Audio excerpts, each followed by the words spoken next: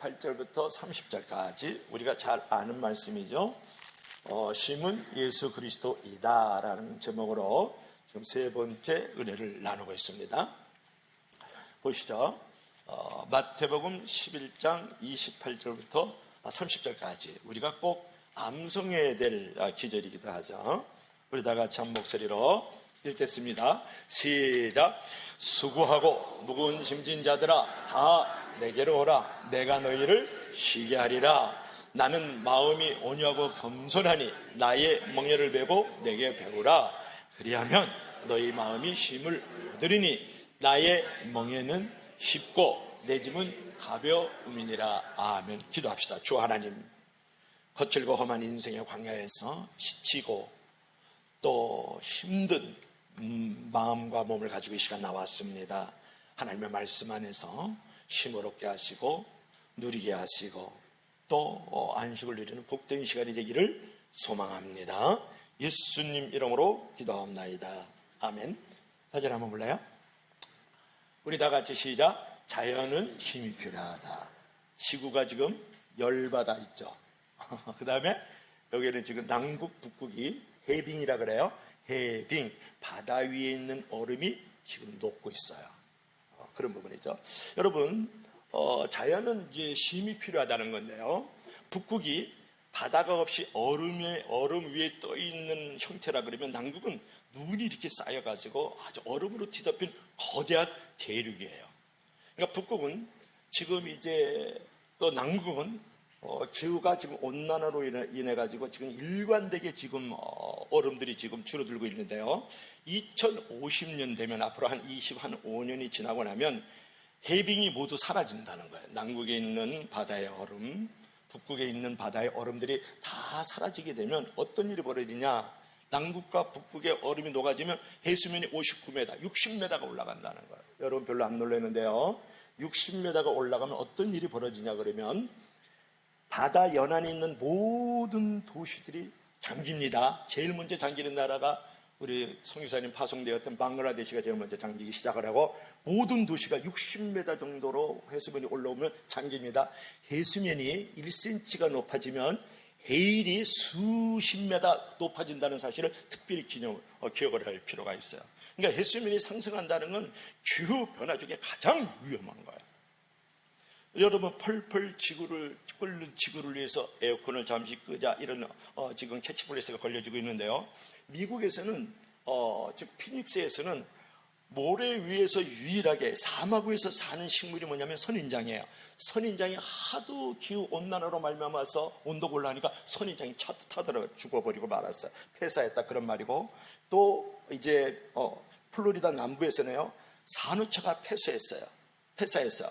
그러면 산호초가 죽는다. 바다 기온이 올라가니까 산호초가 죽었다. 뭐 그까짓 거 뭐 풀 하나 죽는 게 뭘 문제. 풀을 먹고 고기들이 살거든요. 풀이 있어야 고기들이 어장이 만들어지지. 어류들이 지금 다 폐사해서 죽어나가고 있고 고기들이 없어지는 상황 속에 있단 말이에요. 아주 매우 위험하죠. 그뿐만이 아니고 일본에서도 그렇고 우리나라에서도 그랬지만 열사병으로 일본에서 20명 이상이 죽어나갔어요. 우리나라에서도 한 20명 이상이 지금 이제 열사병으로 이제 온열 질환으로 죽어나갔습니다. 이 지구 온난화의 영향 때문에 폭염이 이어지고 있기 때문에 그뿐만이 아니에요. 처음에 호주에서 불이 일어났어요. 캐나다에서 불이 일어났어요. 그냥 하와이에서 이번에 불이 나서 자연 진화가 됐거든요. 그래서 100명이 이미 죽었고 실종된 주민이 1000명이에요. 그뿐만 그걸로 끝난 게 아니에요. 지금 스페인에서 산불이 일어났는데 자연 진화가 돼야 돼. 끄질 못해요. 스페인에서 또 불이 일어나기 시작을 했다고요. 여러분 지구 평균 온도가 1.5도가 올라가면 몇 명 정도가 물을 못 먹냐 그러면 3억 5천 명이 못 먹어요. 2도가 올라가면 4억 1천만 명이 물을 못 먹어요. 설교 중에 이런 거 가르쳐주는 교회가 없는 줄로 믿으시길 바라요. 그래도 올해 들어서 2.5도가 올라왔어요. 여러분 1.5도의 지구 온도가 상승하는데 10년 걸리는데 올해 몇 도가 올라갔다고 2.5도가 올라왔다고요. 그러니까 세계 인구의 지금 45명, 2명 중에 1명은 물 부족으로 물을 못 먹고 있다고요. 80억의 세계 인구 가운데 있거든요.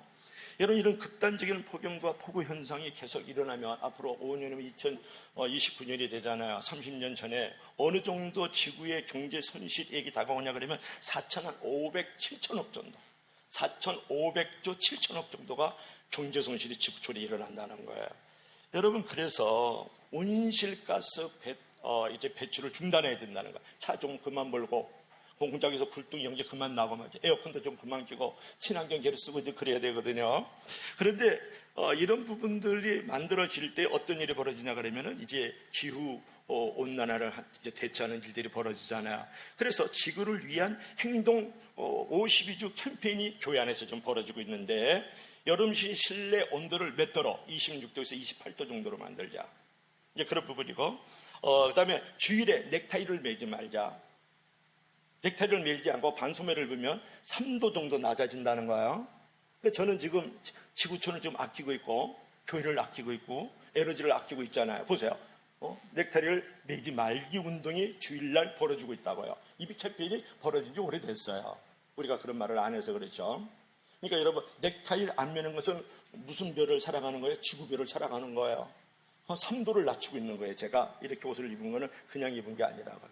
지금 지구를 사랑하고 있는 거예요.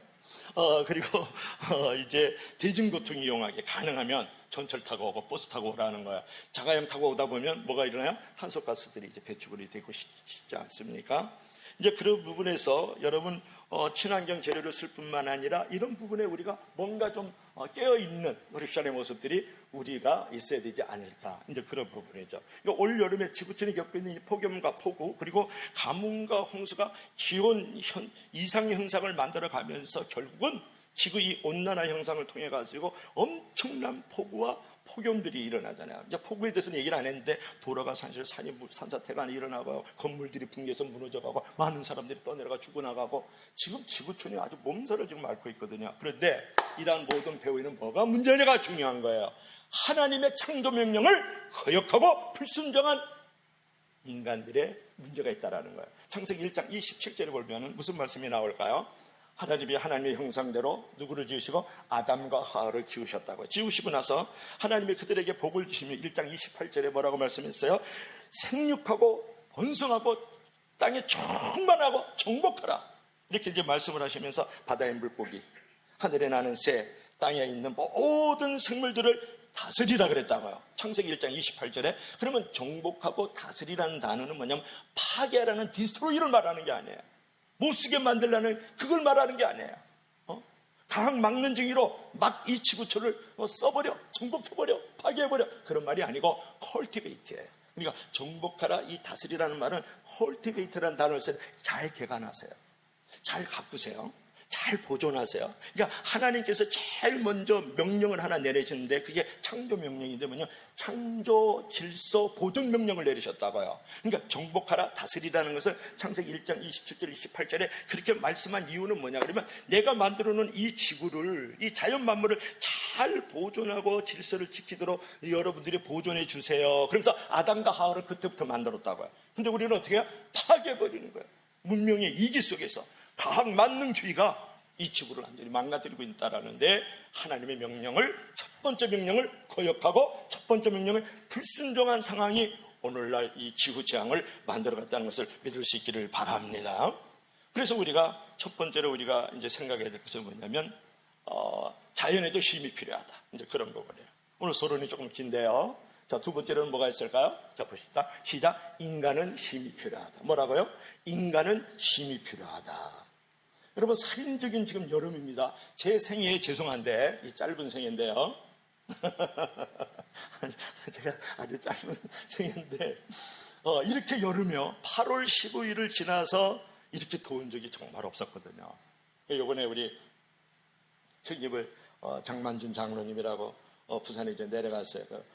이제 월남이라 그래. 옛날 분들은 내가 월남에 가서 말이야 14개월 동안 근무했다. 우리 이민택 장로님도 월남에 가셨잖아요. 이민택 장로님 월남에 가서 편하게 계셔서 내가 보니까 위에 분들 이렇게 모시고 편하게 지내셨더라고. 우리 장만준 장로님은 월남에 이제 14개월을 근무했는데 일선에서 싸움을 했단 말이에요.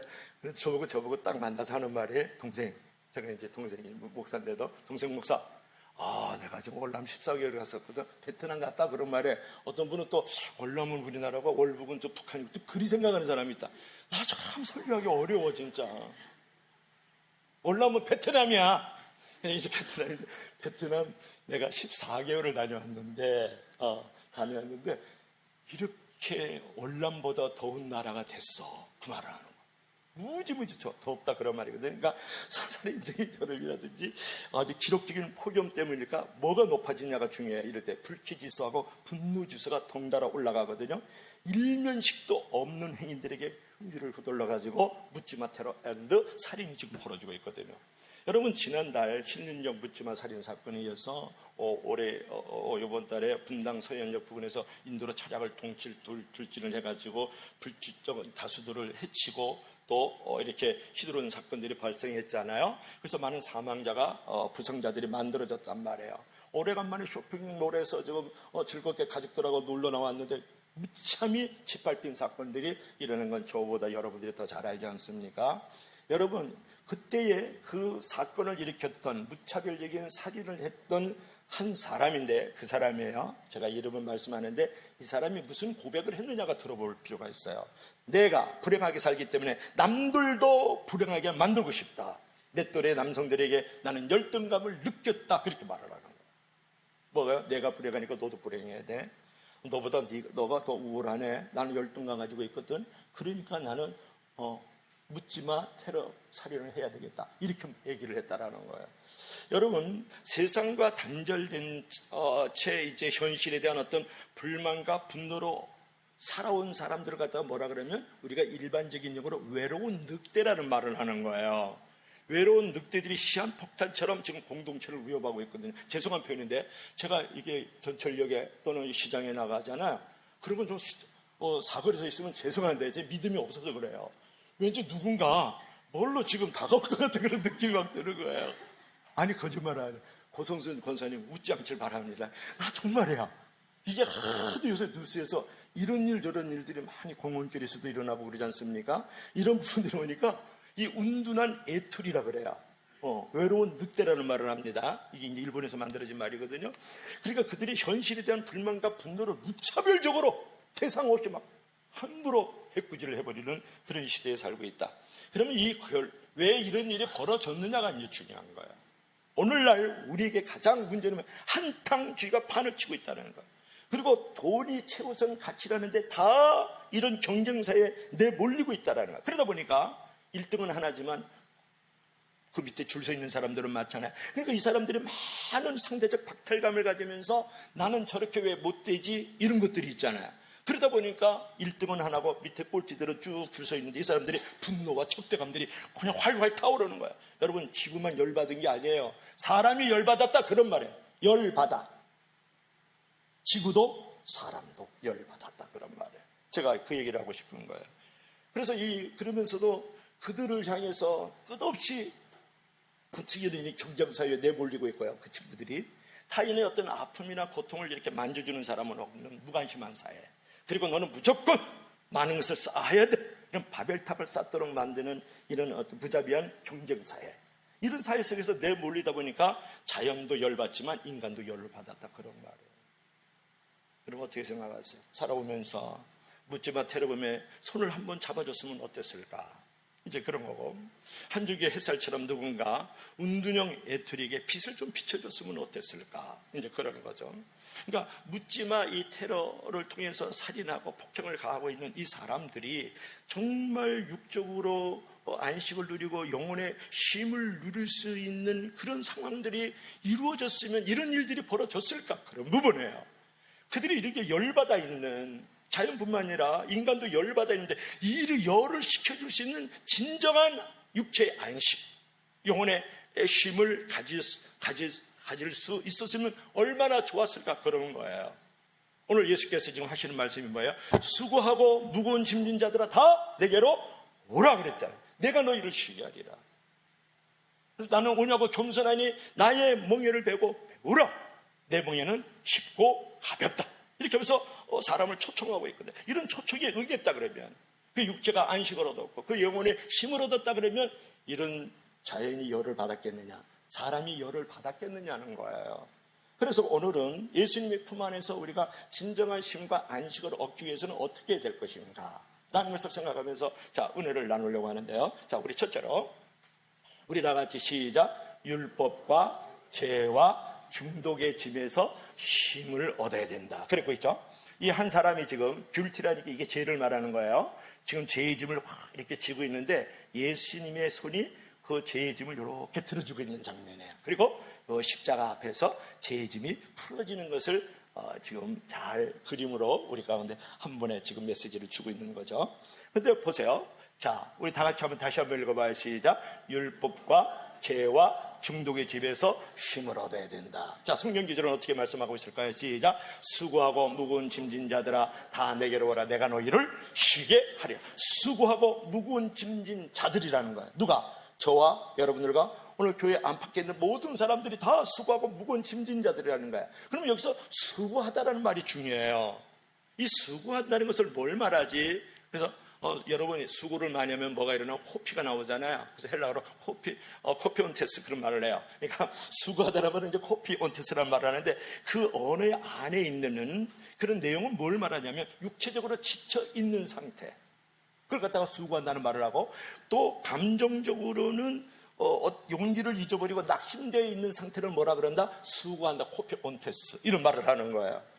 그런 말을 한다. 그러니까 그런 부분들이 계속 몸은 지쳐있고 마음은 낙심된 상태가 계속 진행되고 있는 상황을 갖다가 수고하고 그렇게 말을 하고 있는 거예요.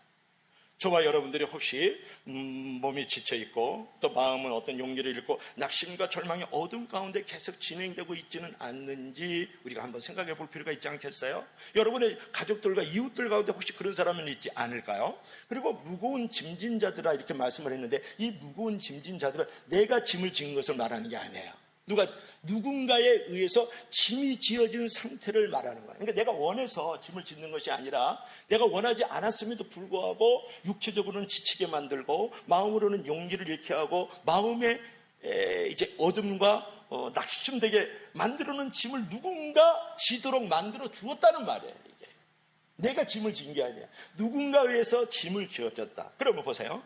오늘 예수께서 지금 제자들에게 많은 사람들에게 수고하고 무거운 짐진 자들은 다 내게로 오라 그랬잖아요. 그러면 수고하고 무거운 짐진 자들의 그 대상은 지금 누구일까? 이게 제일 중요하거든요.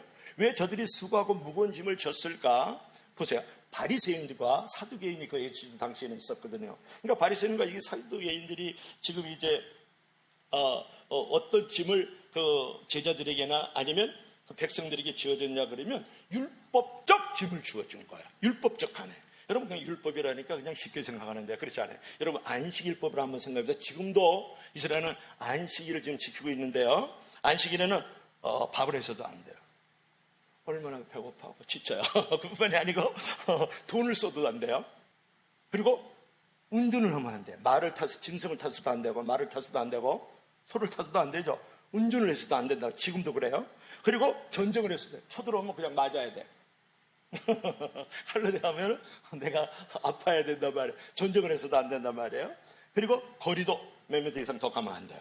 항상 자기 집 주변에만 맹맹 돌아야 돼요. 전기 사용 금지. 텔레비 드라마 절대 보면 안 돼요. 핸드폰 보면 안 되고 뭘 보면 안 돼도 인터넷 사용 금지.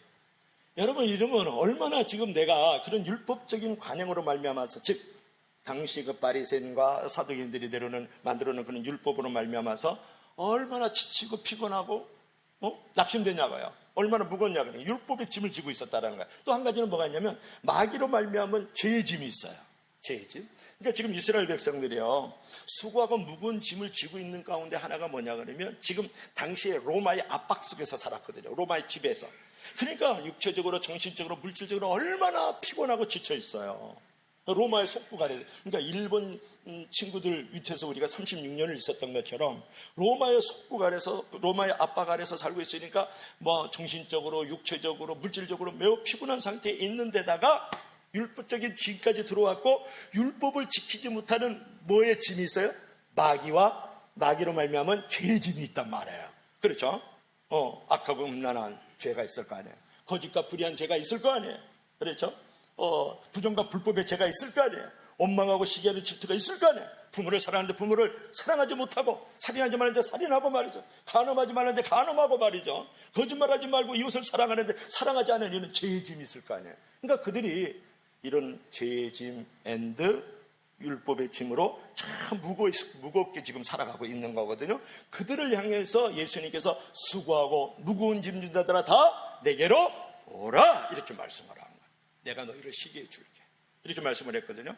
그러니까 오늘날도 우리 현대인들은 삶의 힘겨운 현장에서 노출되어 살고 있잖아요. 각종 스트레스로 애기들을 키워야죠, 돈은 벌어야죠, 또 상사들에게 인정은 받아야죠, 사업은 되냐 안 되냐, 내가 이게 투비와 나투비, this is question, 내가 사느냐 죽느냐 이것이 문제로다 이렇게 살아가고 이런 온갖 스트레스로 살아가면서 복잡하고 활락으로 치닫는 세상 속에서 윤리의 짐, 죄의 짐에 시달리고 있는 것이 오늘날 현대인들이라는 거예요. 여러분, 인간은 죄의 불안이 근본적으로 있어요. 두 번째로는 뭐가 있냐면 내일에 대한 불안이 있어요. 내일을 어떻게 될지 아무도 모르는 거거든요. 세 번째는 뭐냐면 죽음에 대한 불안이 있어요. 언젠가는 나는 죽는다. 여러분이 알든 모르든 의식적이든 무의식적이든 여러분은 그런 불안의 짐까지 가지고 있단 말이에요. 이런 사람들에게 예수님께서 뭐라 그러셨어요? 나에게로 오라는 거야. 내가 너희를 쉬게 하리라 이렇게 말씀을 하고 있는 거거든요. 그런데 사도 바울이라 그랬어요. 사도 바울이 어떻게 말씀을 했냐면 인간의 실존을 갖다가 죄에 팔려서 노예로 살아가는 존재다 그렇게 말을 했단 말이에요. 오늘날 인생에서 직면한 가장 중요한 부분은 뭐냐면 인간이 노예로 살아간다는 거야. 여러분, 노예로 산다? 묶여 있는 거잖아요. 노예로 산다? 집을 지고 있는 거잖아요. 노예로 산다? 속박을 당하고 있는 거잖아요. 노예로 산다? 다른 사람의 눈치 보고 살아가야 되는 거잖아요. 그러다 보니까 뭐가 있어요? 마음에 힘이 없죠. 육체가 안식을 누리지 못하죠. 영혼이 늘 피곤한 거야. 피곤하게 산단 말이에요. 그래서 로마서 3장 23절 우리 일부 예배 때는 다 외우던데 시작. 모든 사람이 죄를 범하였으면 하나님의 영광에 이르지 못하더니, 그러니까 모든 사람이 죄 가운데 빠져가지고 죄에 팔려서 노예적 삶을 살아가고 있단 말이에요. 그뿐만 아니고 로마서 7장 14절에 우리가 율법을 신령한 줄 알거니와 나는 육신에 속하여 죄 아래 팔렸도다 그렇게 말씀했다. 그러니까 우리가 다 죄 아래 팔려가지고 마귀의 종노를 하고 거기에 노예적 삶을 살아가니까 우리가 피곤한 거예요. 지쳐있는 거예요. 괴로운 거예요. 살맛 안 나는 거예요. 그래서 지구도 열받고 사람도 열받는 거예요. 그래서 분노라는 게 뭐예요? 내 마음에 불이 일어나는 거잖아요. 여러분, 죄 지배에 당하고 끌려다니는 인간의 어떤 실존을 갖다 가장 이제 생생하게 현대적인 용어로 진단으로 말한 단어가 하나 있는데 두 자예요. 죄에 이렇게 끌려다니는 노예적인 삶을 살아가는 데 있어서 현대적인 용어로 그것을 표현한 게 있는데 무슨 단어인지 알겠어요? 우리 한승호 사님께서 상담실에서 늘 치유하고 회복해주는 건 중독이에요. 그러니까 죄에 끌려가지고 죄에 팔려서 노예적 삶을 살아가는 사람들, 종으로 살아가는 사람들에게 오늘날 현대적 용어로 보내면 중독된 사람들을 말하는 거야. 그래가지고 정신의학자 가운데 한 사람이 누구냐면 제럴드 메이라는 사람이 있는데 이 사람이 오늘날 현대인들은 95%가 중독되어 산다. 근데 여러분들이 지금 중독 안 됐다고 생각하는 데가 그게 또 중독이에요, 그게. 그래서 중독 문제가 해결이 안 되는 거예요. 95%라 그러면 10명 중에 10명은 거의 다 중독적인 삶을 살아간다는 거예요. 근데 이 제럴드 메이가 하는 말을 들어보세요. 중독에는 두 가지 종류의 중독이 있다. 자, 중독에는 두 가지 중독이 있는데요. 한번 볼까요? 이거 한번 읽어봐요. 시작. 중독 없는 사람이 없고 죄인 아닌 사람이 없다. 자, 중독의 종류에는 보세요. 시작. 매혹적인 중독이 있고 혐오적인 중독이 있어요. 이 사람이 중독을 두 개로 나누는데 뭐라고요? 매혹적인 중독, 또 하나는 뭐냐면 혐오적인 중독이 있어요. 여러분 두 가지로만 생각하는데 아니, 한번 들어보세요. 자, 현대인들이 죄에 팔려가지고요, 죄에 종살이 하면서 중독에 지금 빠져 있는데 이 중독의 종류 가운데 매혹적인 중독이 있고 뭐라고요? 혐오적인 중독이 있어요. 자, 매혹적 중독 들어갑니다. 자, 매혹적 중독은 뭘 말하지? 한 20가지 되니까요. 자동차 중독, 그 다음에 가구 중독, 캔디 중독, 초콜릿 중독, 커피 중독, 설탕 중독, 알코올 중독, 음식 중독, 아이스크림 중독, 피자 중독, 성 중독, 포르노 중독, 권력 중독, 돈 중독, 스포츠 중독, 아멘 안 하네. 담배 중독, 쇼핑, 인터넷 중독, 그 다음에 TV 중독, 드라마 중독, 일 중독, 관계 중독, 성 중독. 우리가 보통 중독이라고 하면 뭐를 말해요? 술, 담배 중독, 마약, 돈, 뭐 권력 이런 정도만 얘기하잖아요. 근데 이 매혹적인 중독에 어떤 사람은 초콜릿을 내가 하루에 몇 그램 이상 안 먹으면 살맛이 안 나는 사람들이 있어요. 우리 교회 한 사람인데 오늘 고백하더라고요. 아까 저는 초콜릿 중독입니다. 초콜릿을 꼭 먹어야 됩니다. 이제 그런 얘기를 하거든요. 여러분 커피 중독? 대부분 다 커피 중독에 걸려있죠. 뭘 그래요. 예를 들면 그다음에 이제 혐오적인 중독으로 좀 넘어갑시다. 혐오적인 도둑질하고 마약만 있는 게 아니고 혐오적인 중독은 도둑질, 마약, 화, 가식, 남을 막 험담하는 거. 그 다음에 질투, 미움, 인종증오. 그 다음에 파괴적 상상, 뱀, 쥐, 칼 이런 걸 늘 모으는 사람들이 있잖아요. 수집에 그거 없으면 또 내가 살만 난다는 사람. 그다음 폭력, 손톱 깨물기. 어떤 사람은 그냥 얘기하면 그냥 지 손톱 다 깨물어 쳐잡서 그냥 이렇게 쳐잖아요. 그 다음에 여드름 짜기. 어떤 사람은 계속 여드름만 짜는 거야. 여드름만 짜. 그리고 어떤 사람은 뭐냐면 코딱지 후풀이. 파고 또 파고 잘 때까지 파죠. 자면서도 파는 사람이 있어요. 그걸 혐오적인 중독에 걸려 있는 거예요. 그리고 이제 이런 부분들. 그러니까 우리가 이제 중독도 이제 한두 가지가 있는 게 뭐 성이라든지 또는 뭐 술이라든지 또는 마약이라든지 권력, 성공 이런 정도의 중독을 얘기하거든요. 그런 정도의 중독이 아니라는 오늘날 모든 사람 다 핸드폰 중독, 인터넷 중독에 다 걸려 있다 그러면 틀린 말 아니에요. 적어도 우리 교인들은 버스에서나 전철에서는 핸드폰 안 보기를 주의 이름으로 간절히 부탁합니다.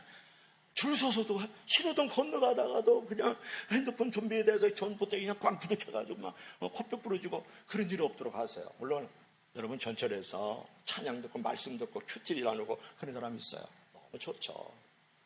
여러분들은 그런 거는 상관없지만 그런 거 아니라면 그냥 뭐 뉴스거리나 뒤지고 말이죠. 유튜브나 뒤지고 말이죠. 뭐 정치인이 어땠니 뭐 지구의 온난화가 어땠니 그런 거 뒤지지 마세요. 그건 제가 하면 돼요. 제가 가르쳐 드리니까. 할렐루야. 근데 이제 이렇게 중독이 이제 죄에 팔려가지고 죄의 노예가 돼서 결국은 이제 중독에 걸렸었을 때 이런 매혹적인 중독, 혐오적인 중독, 여러분이 몇 가지 정도 가지고 있느냐 하는 건데 거의 10가지 이상 다 갖고 있어요.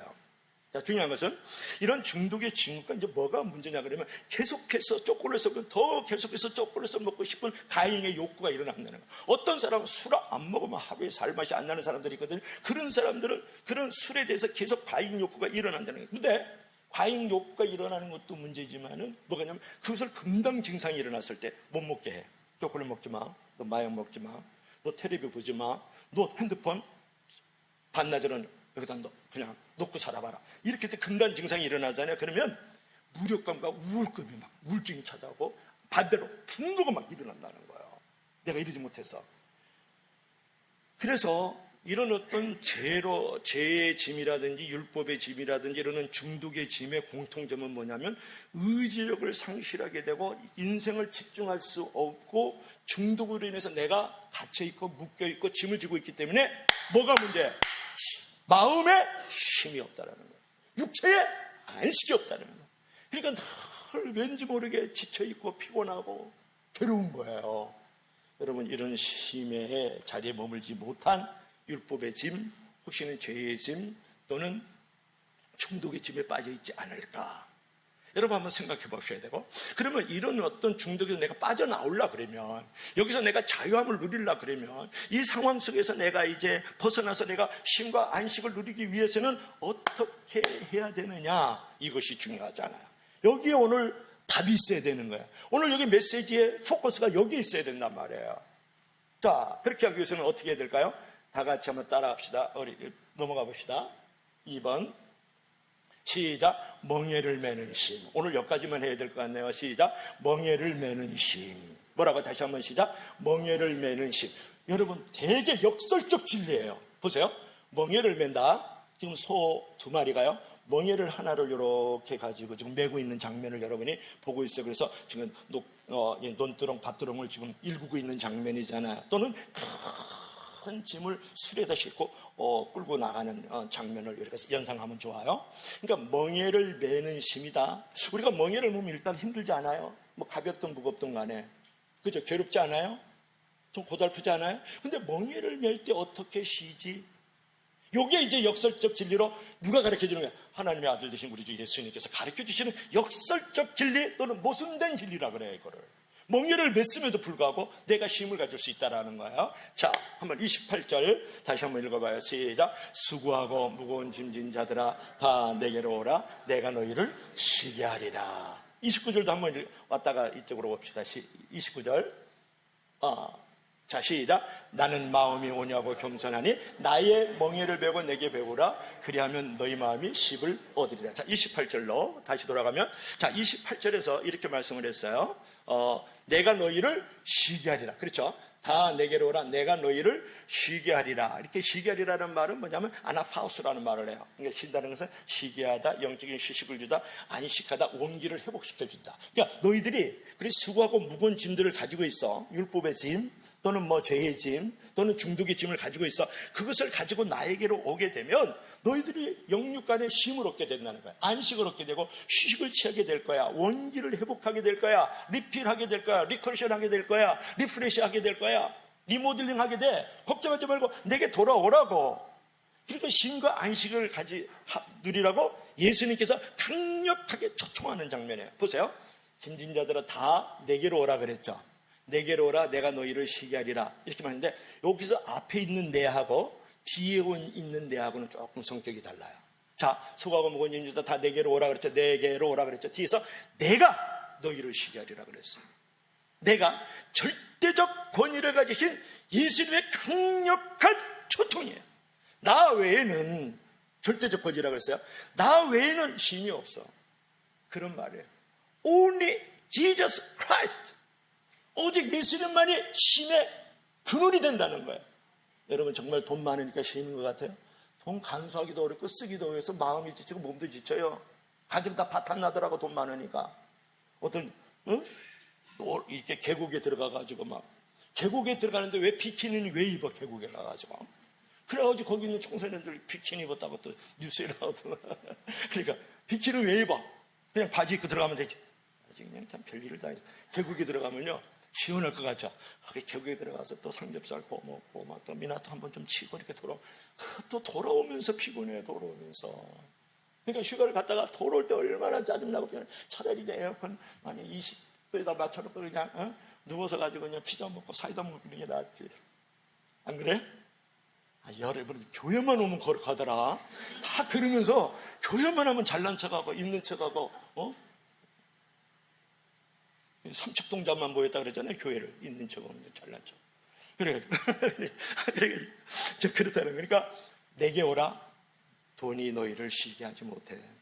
물질이 너희를 쉬게 하지 못해. 건강 천만에 너무 건강하니까 달라던데 건강이 너를 쉬게 하지 못해.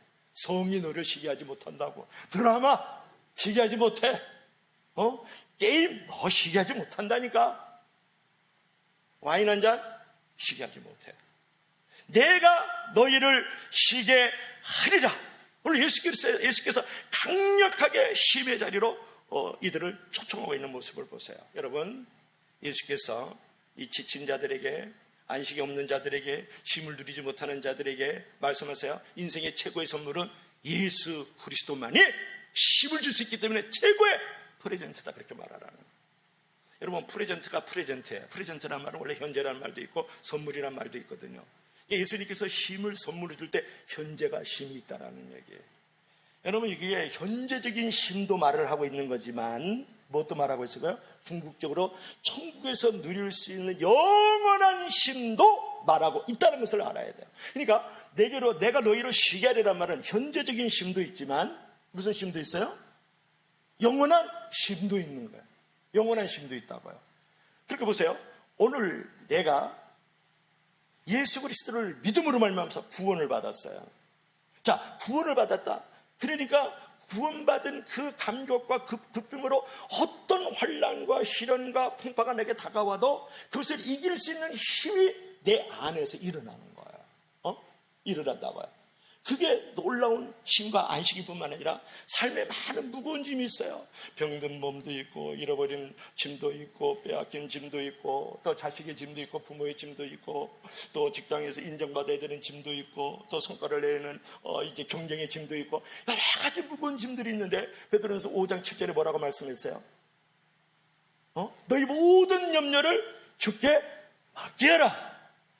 내가 너희를 케어해 주겠다, 돌봐주시겠다, 그렇게 말씀을 했잖아요. 그러니까 우리가 구원을 받았을 뿐만 아니라 그 구원의 감격에 있어서 어떤 환난과 풍파를 이겨나갈 수 있는 현재적인 힘도 있어요. 내가 오늘 이 땅 위에서 이 육신을 입고 있는 동안에 지친 몸, 또 낙심된 마음, 또 영혼의 어떤 피곤함이 있지만, 그럼에도 불구하고 그 모든 것들을 다 해결해 주시는 우리 주 예수 그리스도가 있기 때문에 이 땅 위에 현재적인 쉼과 안식을 누릴 수 있는 줄로 믿을 수 있기를 바랍니다. 그걸로 끝나는 게 아니에요. 만약에 그렇다 그러면 또 그것도 허무하고 무염하고 공허하고 고독한 거예요. 근데 우리가 죽고 나면 앓는 것도 없고 죽는 것도 없고 병드는 것도 없는, 곡하는 것도 없고 이별하는 것도 없는, 햇빛도 쓸데없고 오직 어린 양 예수의 그 앞에서 그 빛으로 말미암아서 살아가는 그 땅, 새하늘과 새 땅과 새 예루살렘에 있는 영원한 쉼이 있는 곳으로 우리가 가기 때문에 그게 또 우리에게 쉼이 되는 것이죠. 그래서 계시록 14장 13절에 그렇게 말씀을 했잖아요. 주 안에서 죽은 자가 복이 있도다, 영원히 쉬게 되리라. 그게 계시록 14장 13절의 말씀이 좀 길어요. 그러니까 우리가 이 땅 위에서 다 내게로 오라, 내가 너희를 쉬게 하리라, 강력한 예수 그리스도의 절대 권위의 초청을 가지고 지금 부르고 있단 말이에요. 그럴 때 우리가 가져야 될 자세는 딱 한 가지예요. 믿음과 순종. 믿으면 돼. 예수 그리스도를 믿음으로 그분에게 나아가면 그분께서 우리에게 구원을 주시고요. 그리고 나서 그 구원의 감격과 감동 속에서 모든 삶의 무거운 짐들을 다 해결해 나갈 수 있고, 궁극적으로 죽어서는 영원한 안식으로 간다는 것을 믿고 확신할 때, 그것을 내 손에 잡고 있을 때에 우리의 영원한 쉼과 안식을 누리게 되는 줄로 믿을 수 있기를 바랍니다. 이것이 중요하습니다.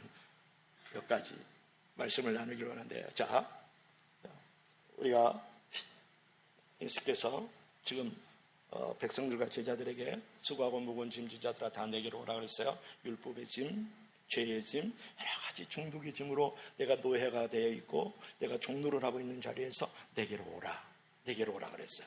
어디로 가라 그러지 않았다고, 내게로 오라 부름의 초청이 있었다고요. 그랬을 때 나만이 너희들을 쉬게 해주겠다. 리모델링, 리필, 리프레시, 리크레이션 해주겠다, 그렇게 말씀을 했어요. 리셋 해주겠다고 말씀했어요. 그렇기 때문에 여러분들께서 예수님의 강력한 초청에 임하시면 여러분의 현재적인 삶에도 쉼과 안식을 누리게 되고, 그 다음에 영원한 이제 쉼도 우리가 누리는 존재가 되는 줄로 믿을 수 있기를 바랍니다. 기도합시다. 우리 다 같이 기도할 때 이렇게 기도하시면 좋겠어요. 수고하고 무거운 짐을 지고 있습니다. 그것이 자식의 짐이 될 수도 있고